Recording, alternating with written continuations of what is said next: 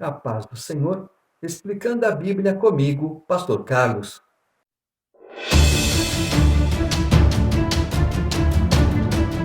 Apocalipse, capítulo 7. Depois disto, vi 4 anjos em pé nos 4 cantos da terra, conservando seguros os 4 ventos da terra, para que nenhum vento soprasse sobre a terra, nem sobre o mar, nem sobre árvore alguma. Vi outro anjo que subia do nascente do sol, tendo o selo do Deus vivo, e clamou em grande voz aos 4 anjos, aqueles aos quais fora dado fazer dano à terra e ao mar, dizendo: Não danifiqueis nem a terra, nem o mar, nem as árvores, até selarmos na fronte os servos do nosso Deus. Então ouvi o número dos que foram selados, que era 144.000 de todas as tribos dos filhos de Israel. Da tribo de Judá foram selados 12.000, da tribo de Ruben, 12.000, da tribo de Gade, 12.000, da tribo de Asser, 12.000, da tribo de Naphtali, 12.000, da tribo de Manassés, 12.000, da tribo de Simeão, 12.000, da tribo de Levi, 12.000, da tribo de Issacar, 12.000, da tribo de Zebulon, 12.000, da tribo de José, 12.000, da tribo de Benjamim foram selados 12.000. O livro de Apocalipse, ele é complicado porque muito simbólico. E João descreve coisas que ele viu e passou conforme ele entendeu. Então ele viu 4 anjos nos 4 cantos da terra. A terra é redonda, a terra não tem canto. Então, vamos pegar os pontos cardeais. Um ao norte, um ao sul, outro a leste, outro a oeste, segurando os 4 ventos. Segurar vento como? Impedindo, no caso, uma destruição da terra. Vamos pegar não o vento, mas as situações, as circunstâncias. Nada acontece enquanto agora esses 144 não forem selados. Então, 12.000 de cada tribo de Israel. 12 vezes 12, 144. Vezes 1.000, 144.000. E essas 144.000 pessoas, elas serão seladas para o tempo da tribulação, onde, nesse tempo, elas estarão divulgando o evangelho. Nada nem ninguém toca, nada nem ninguém pode destruir, até um tempo, momento determinado por Deus. E algumas pessoas dizem: nós somos os 144.000 selados e salvos. Mas será que só tem eles? Gente, é quanta baboseira que você ouve por aí, é tanta heresia, que tem que tomar cuidado. Já expliquei lá atrás, agora há pouco. Quando Pedro, Paulo, João divulgavam o evangelho, havia uma briga porque eles eram perseguidos, o evangelho era falado e aceito de bom grado, mas eles eram perseguidos, eles eram açoitados, eles eram presos, ainda tinham que brigar com as pessoas que vinham falar tudo ao contrário daquilo que eles estavam ensinando. Eu ensino o correto, vocês ensinam o errado, e muita gente vai atrás do errado. Depois destas coisas, vi, e eis grande multidão que ninguém podia enumerar, de todas as nações, tribos, povos e línguas, em pé diante do trono e diante do Cordeiro, vestidos de vestiduras brancas, com palmas nas mãos, e clamavam em grande voz, dizendo: Ao nosso Deus que se assenta no trono e ao Cordeiro pertence a salvação. Todos os anjos estavam de pé rodeando o trono, os anciãos e os 4 seres viventes, e ante o trono se prostraram sobre o seu rosto e adoraram a Deus, dizendo: Amém. O louvor e a glória e a sabedoria e as ações de graças e a honra e o poder e a força sejam ao nosso Deus, pelos séculos dos séculos. Amém. Um dos anciãos tomou a palavra, dizendo: Estes que se vestem de vestiduras brancas, quem são e de onde vieram? Respondi-lhe: Meu senhor, tu o sabes. Ele então me disse: São estes os que vêm da grande tribulação. Lavaram suas vestiduras e as alvejaram no sangue do Cordeiro, razão porque se acham diante do trono de Deus e o servem de dia e de noite no seu santuário. E aquele que se assenta no trono estenderá sobre eles o seu tabernáculo. jamais terão fome, nunca mais terão sede. Não cairá sobre eles o sol, nem ardor algum, pois o Cordeiro que se encontra no meio do trono os apacentará e os guiará para as fontes da água da vida, e Deus lhes enxugará dos olhos toda lágrima. Quando João fala dos anciãos, os anjos se prostram diante de Deus, eles não têm esse corpo, braços, pernas, mas ele fala que se prostram, porque é simbólico. Você só vai entender quando estiver lá. Você não sabe como que é a forma do espírito. Então, essa forma de se prostrar é reverência, respeito, saber que Deus é a autoridade máxima. Então, eu tenho que respeito, reverência e acato as ordens de Deus. Sou obediente. E ele fala, esses que vieram da grande tribulação. Quando Jesus disse, os últimos serão os primeiros e os primeiros os últimos, o que ele quer dizer com isso? Os primeiros que receberam Jesus como único, verdadeiro e suficiente Salvador estão lá. Depois vem aquelas pessoas da grande tribulação, eles são os últimos. Por isso, Jesus fala: posso atender essas pessoas primeiro? Claro, fica à vontade.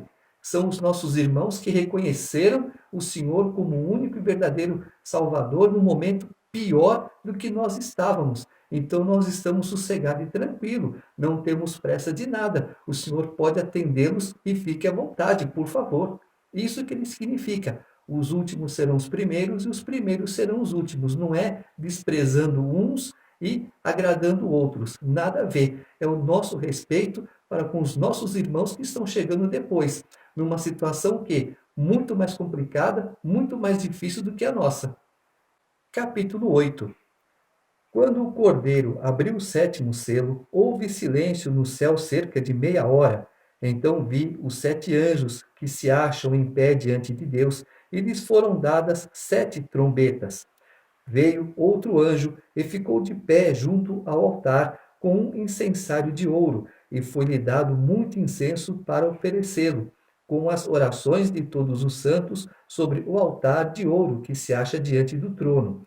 E da mão do anjo subiu à presença de Deus a fumaça do incenso com as orações dos santos. E o anjo tomou o incensário, encheu-o do fogo do altar e o atirou à terra. E houve trovões, vozes, relâmpagos e terremoto. Então os 7 anjos que tinham as 7 trombetas prepararam-se para tocar. Um silêncio por cerca de meia hora. Essa meia hora pode ser 30 minutos, como pode ser meio-dia, como pode ser meia semana, é um tempo indeterminado. Ele fala que de meia hora, mas você imagina uma tribulação enorme, uma destruição gigantesca. Daqui a pouco aquele silêncio é de tremer, é de dar medo. Tudo, sabe? Mas está tão silencioso. O que será que vem pela frente? Será que vai ficar assim, em paz, ou virá coisas piores? Virão coisas piores, porque agora os anjos estão com as trombetas nas mãos. Um deles está segurando uma taça com incenso. Esse incenso vai até as narinas de Deus, como aroma agradável, suave, contendo o quê? As orações dos santos. Santos, pessoas separadas deste mundo, pessoas que não se contaminam com as coisas da terra. Santos, pessoas que estão constantemente na presença de Deus. Eu sou santo, eu estou no mundo, mas ao mundo não pertenço, eu pertenço a Deus. Por isso eu sou santo, separado. E agora então Deus determina: vocês vão para os seus lugares e toquem as trombetas no momento de cada um. E essas trombetas então trarão trovões, vozes, relâmpagos e terremoto. Ou seja, mais destruição. Vocês não fizeram o que vocês quiseram? Não se divertiram? Não riram? Não se regalaram? Então agora vem o juízo de Deus para vocês. Não será fácil. O primeiro anjo tocou a trombeta, e houve saraiva e fogo de mistura com sangue, e foram atirados à terra. Foi então queimada a terça parte da terra e das árvores, e também toda a erva vivente. Agora a destruição é terrena. Aquele castigo foi para a humanidade. mas agora Deus também está determinando um castigo para a natureza. O que acontece quando você não tem mais erva, quando você não tem mais chuva? Fica meio, é até indescritível o que acontece, né? Você no meio do nada, com nada, e o que você faz? Nada. O segundo anjo tocou a trombeta, e uma como que grande montanha, ardendo em chamas, foi atirada ao mar, cuja terça parte se tornou em sangue, e morreu a terça parte da criação que tinha vida, existente no mar, e foi destruída a terça parte das embarcações. Agora o juiz é no mar. Uma grande montanha, uma bola de fogo, né? Vamos pegar bem claro, uma bola de fogo. Não tem forma. João descreve como uma montanha. Não importa o que seja. Ela foi lançada ao mar, ela destruiu os peixes e as embarcações. Nada escapa aos olhos de Deus. Já veio o juízo na terra, agora o juízo está no mar. O terceiro anjo tocou a trombeta e caiu do céu sobre a terça parte dos rios e sobre as fontes das águas uma grande estrela ardendo como tocha. O nome da estrela é Absinto, e a terça parte das águas se tornou em absinto, e muitos dos homens morreram por causa dessas águas, porque se tornaram amargosas. Aqui, uma grande pedra. Agora vai atingir o quê? A água doce, a água necessária para a nossa sobrevivência, para que nós não tenhamos sede ou que sacie a nossa sede. Mas o que que era? Absinto, amarga, venenosa. A pessoa tomava, a pessoa morria. Não tem outra escapatória. Você está com sede? Você vai beber água. Só que é da água que eu te dou. E dessa água que eu vou te dar agora, não vai te fazer bem. Vai te custar a vida. O quarto anjo tocou a trombeta e foi ferida a terça parte do sol, da lua e das estrelas, para que a terça parte deles escurecesse, e na sua terça parte não brilhasse tanto o dia como também a noite. Então vi e ouvi uma águia que, voando pelo meio do céu, dizia com grande voz: Ai, ai, ai dos que moram na terra, por causa das restantes vozes da trombeta, dos três anjos que ainda têm de tocar. Ele fala, foi ferido uma terça parte do sol, então o sol perdeu um pouco da sua claridade, da sua luminosidade. A lua então se torna em cor de sangue, como nós vimos lá nos selos. Por quê? As pessoas tinham que olhar para a lua, ver que ela estava com cor de sangue e se lembrar das palavras de Jesus. Olha, quando vocês virem isso, saiba que o fim está próximo. Então se arrependam. Quem se arrependeu nessa época, amém? Está salvo? Mas veja, os anjos tocaram as trombetas, mas a lua virou cor de sangue, já não tinha virado antes, então nós vamos analisar que os dois aconteceram ao mesmo tempo. O relato é separado, assim como lá em Gênesis, capítulo 1, Deus criou o homem e a mulher. No capítulo 2, Deus demonstrou como ele criou o homem e a mulher.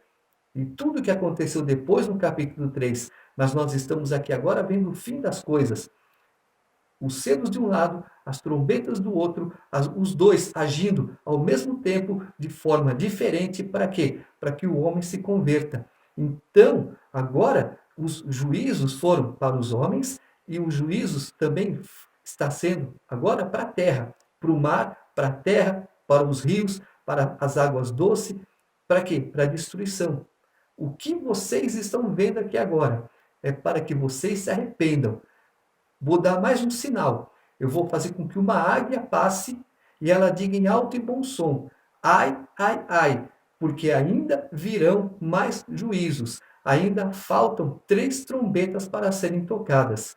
Então, se vocês não dão ouvidos à voz de Deus, procura ouvir a voz da águia, porque a águia tem visão.